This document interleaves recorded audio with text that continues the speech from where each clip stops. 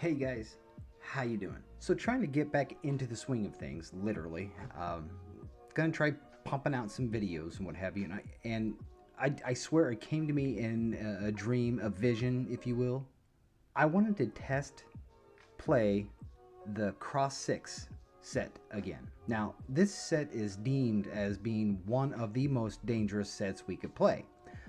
Um, I, I, I'm going back to some of the first videos that I put together, and I had a sheet full of different dice sets, and I tried to push everyone through the paces, and some were considered advanced, some were beginner, but I really wasn't sure why at the time. Now, I think I tried some sixes, sets, cross six, straight six, what have you, and I can't really remember uh, the luck or the skill that I had at that time. I, what I want to do is today I'm going to try the cross 6 set again. Now, for me, that is going to be the 6-4, 6-2. Um, so hopefully you score some 8s. We'll find out. What I am going to do, this is going to be a little bit different today. I've got a lot of noise going on in the house today. So what I'm going to do is just record some action. I'm going to throw it together, splice it, and piece it together and make it look nice. And I thought that what I would do is just kind of watch the video with you and then talk about what I'm doing, since I'm not going to record audio during what's going on. No reason to have my son sit back there and do his little fart jokes while I'm trying to be serious about what the heck I'm doing here. So let's try this out. I'm going to try this style of video for once. Let me know if you like it. Let me know if you don't. Nah. So, guys, without further ado, cross 6, test.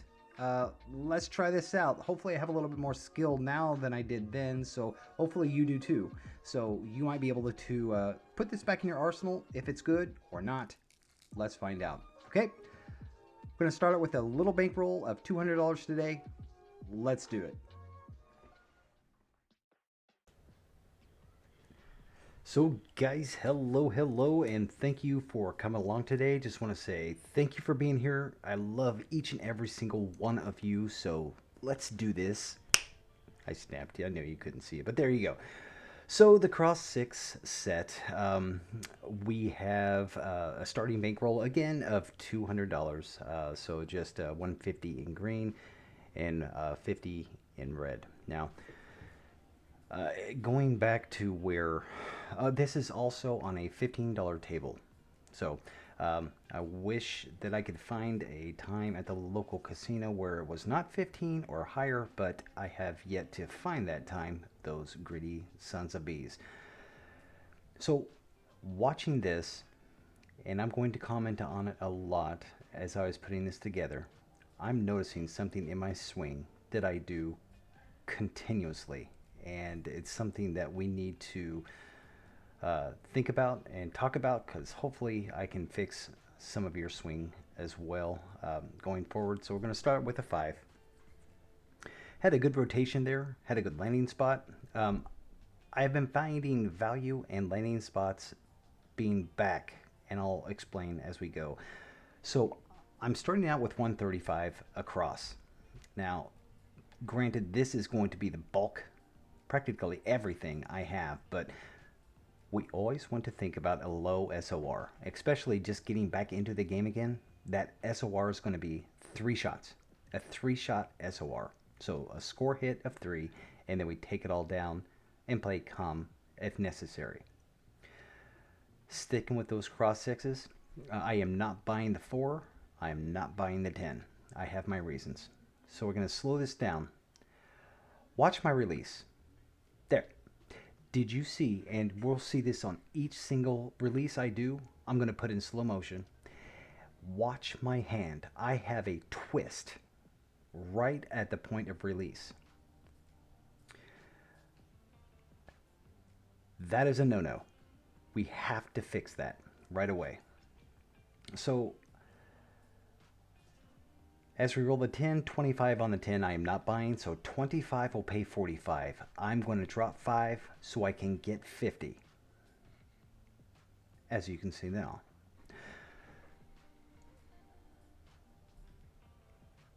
I'm not a big fan of buying the bets. I don't know why. Maybe I'm just stingy. I don't want to pay money.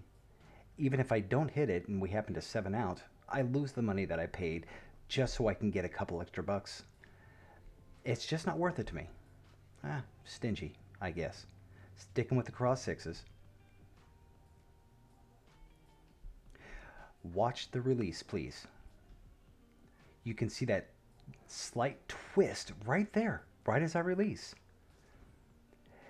That puts an extra little bit of English, so to say, on the cubes as they hit. And that can spell disaster. Never noticed it until today while I was editing this video.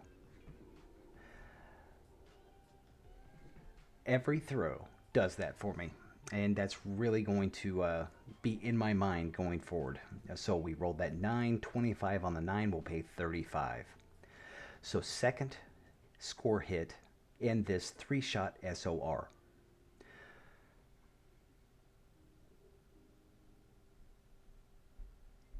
I'm kind of digging this way of doing the videos. I can concentrate on my throw as it's happening, and we can come back and talk about how much of an idiot I am after the fact. And also examining slow-mo to find stuff like this. Yeah, gosh, that was so pretty. Look at that landing spot. Way back by the 3 position. And look how the dice ended up. It was a low shot. It didn't have a lot of height. And look at, that's where it landed.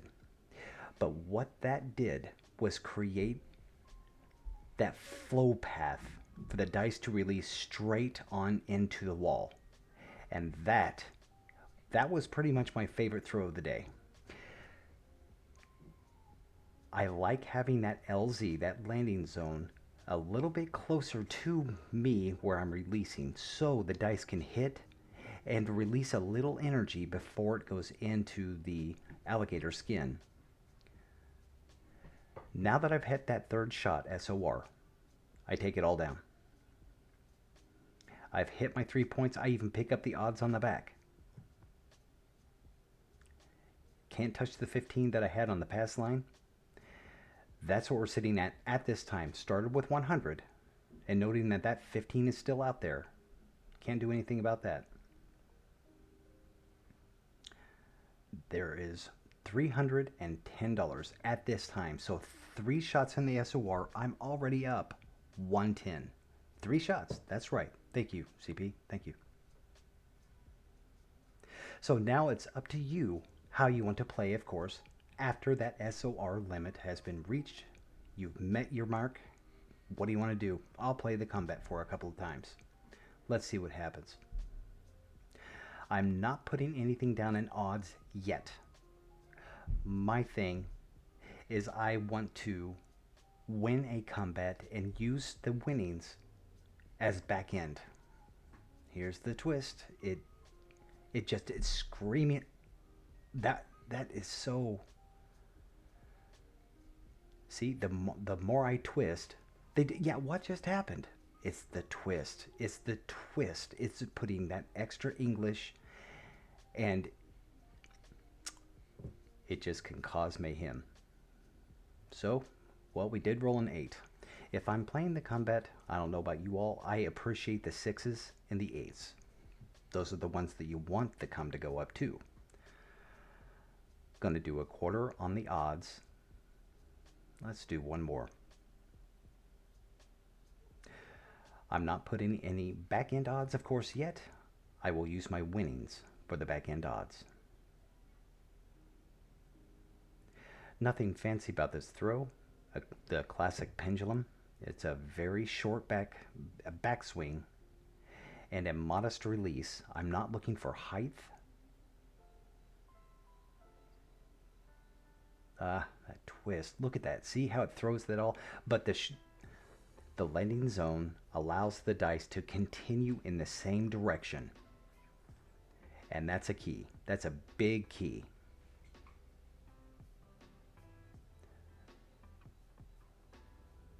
And the hard 6.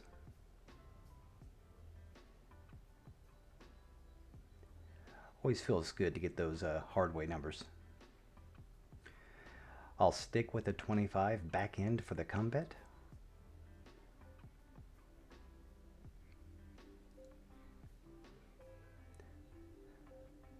So there, I'm thinking as I'm playing, I'm going to use the winnings for those come bets, if I get them, as the back end odds for the pass line. So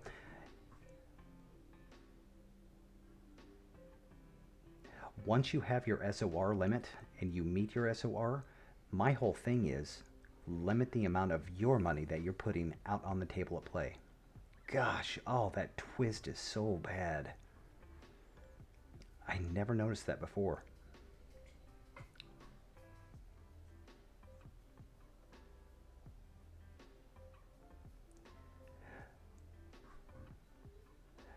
The good thing is, the lucky thing is that as the dice continue on that straight line path, the chances of the play after they hit that diamond rubber is going to be hopefully reduced.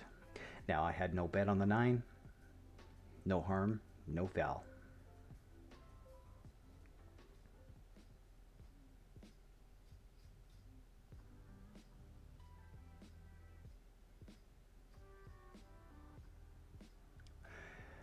See, kept that one a little too low. Actually hit a check on the way in. But a 6-2-8 will do just nice. Not quite a skadoosh, but pretty close.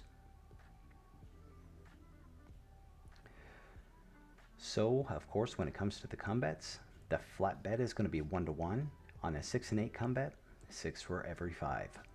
Practically the same thing as the back end odds on a pass line.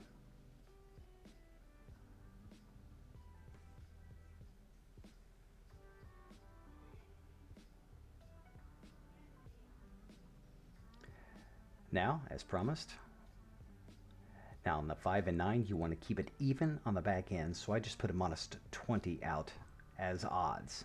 5 and 9, the odds must be even. It doesn't matter if it's 2, 12, 36, whatever number you want to put there, it must be even.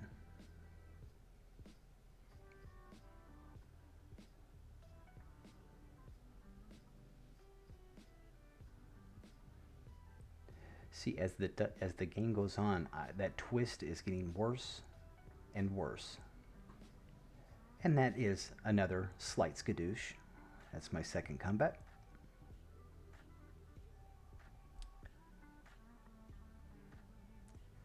So I think with the cross 6, well, let's say this first. Again, with this combat, it's the same as I just did. So it's 1-to-1 on the front and 6 for every 5 on the back end. And there you have it. Now with the cross 6s, it's considered one of the most dangerous sets that you can play. So I think that the SOR on a cross 6 is supposed to be very low. So the fact that I have even got this far is pretty good. Pretty good.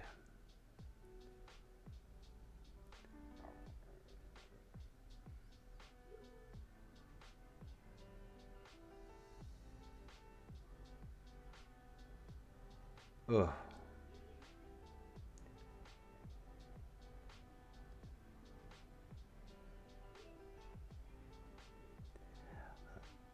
And I think, yeah, there's the 7 out. So, in my personal humble opinion, I think that we got the fact that we hit the SOR, we got both of our combats, and we got it when we did. I mean, it's a win every time in my book. You hit your SOR, you don't have a lot of money on the table when the time comes to hit your 7. So 9 score hits, and we made 2 combats. That's a dream scenario. So all in all, that's 300 in green, 325 in green. So that's $380 total, $180 up for one session. Not bad for 10 minutes of work. Not bad at all. So guys, this has been a cross 6 test. I liked it. I actually like it. If you can control your spin, control the play after the fact, concentrate on your game, I think it might work out pretty well. Might be worth practicing. I like it. Guys, until next time, I love you.